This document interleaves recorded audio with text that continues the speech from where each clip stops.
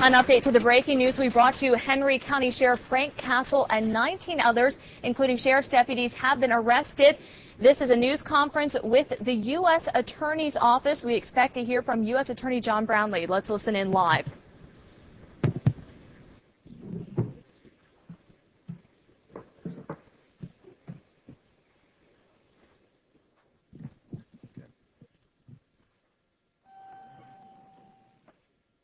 Good morning, and thank you all for being here today.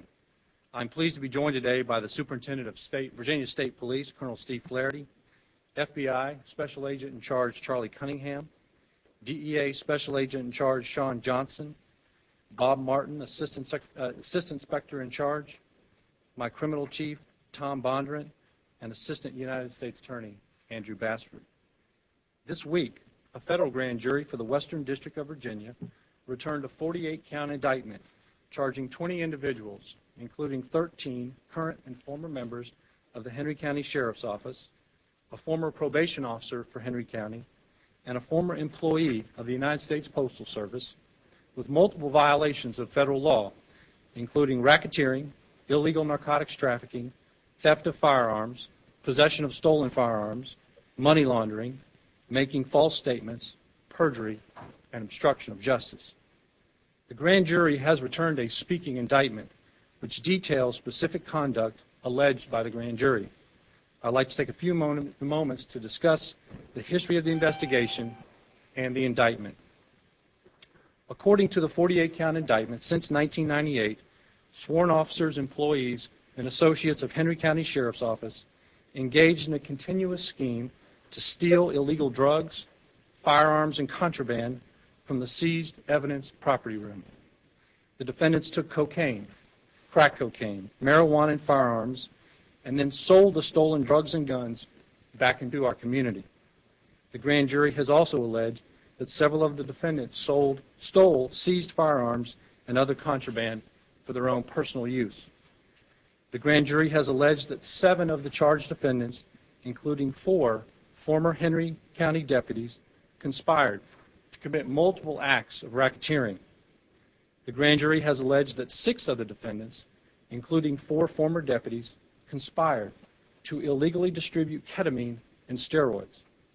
In addition, Carlton Riley, a former probation officer for Henry County, has been charged with illegally participating in a cocaine deal. The grand jury has alleged that 13 of the defendants, including 8 current and former members of the Henry County Sheriff's Office, lied to federal agents and to the grand jury, encouraged others to lie to federal agents and to the grand jury, and obstructed the investigation. Now I'd like to give a brief summary of how the investigation started. On March 4th, 2005, agents from the Philadelphia office of the DEA notified DEA agents in Roanoke that an express mail package containing 2 kilograms of ketamine was being delivered to a residence in Martinsville, Virginia. Ketamine is commonly used as a date rape drug. DEA agents made a controlled delivery of the ketamine to the Martinsville home and arrested William Randall Reed. Officials charged Reed with illegal possession with the intent to distribute ketamine. Reed agreed to cooperate and told investigators that the home where the drugs were delivered was a rental property owned by James Alden Vaught, who was at the time a sergeant with the Henry County Sheriff's Office. Reed said that he paid Vaught in both cash and ketamine to use the residence as his drug drop. Reed also said he helped Vaught sell 2 kilograms of stolen cocaine that Vaught had seized from a drug dealer while on duty with the Henry County Sheriff's Office. Reed said that a deputy with the Henry County Sheriff's Office by the name of Brad Martin had also been jointly using and selling ketamine and steroids for nearly 8 years. Once confronted with this information, Sergeant James Vaught resigned from the Henry County Sheriff's Office in March of 2005 and agreed to cooperate with federal investigators. As a part of the investigation, Vaught spoke to investigators about his role in these offenses, and he also agreed to covertly record conversations with many of the listed defendants in the indictment. Vaught confirmed the allegations made by William Reed and also revealed that the rental property in Martinsville was used by several officers as a place for extramarital sexual relations. Vaught further confessed that he, Deputy Brad Martin, and Deputy David King engaged in several illegal transactions involving the distribution of cocaine, crack cocaine, marijuana, and steroids. The grand jury has alleged that David King, who was once the supervisor for the Vice Unit and a school resource officer for the Henry County Sheriff's Office, illegally took drugs seized by the Sheriff's Office and then falsified destruction orders for the drugs. The stolen drugs were then sold to Wilbert Brown, Ronald Trantham, William Reed, and others. It is estimated that multiple kilograms of cocaine, ounces of crack cocaine, and hundreds of pounds of marijuana were stolen by these officers and then resold for further illegal distribution. Also, the canine handler for the Henry County Sheriff's Office, Walter Hairston, periodically received seized narcotics in order to train the county's drug-smelling dogs. The grand jury has alleged that on approximately 10 occasions, Hairston took the seized cocaine and marijuana and, rather than using it for legitimate training purposes, gave the drugs to Vaught, who then gave it to others for further illegal distribution. According to the indictment, Cornelia Cox, Major James Keaton, David King, and Patrick Martin stole firearms, money, electronic equipment, illegal drugs, and other items from evidence that had been seized by the Henry County Sheriff's Office.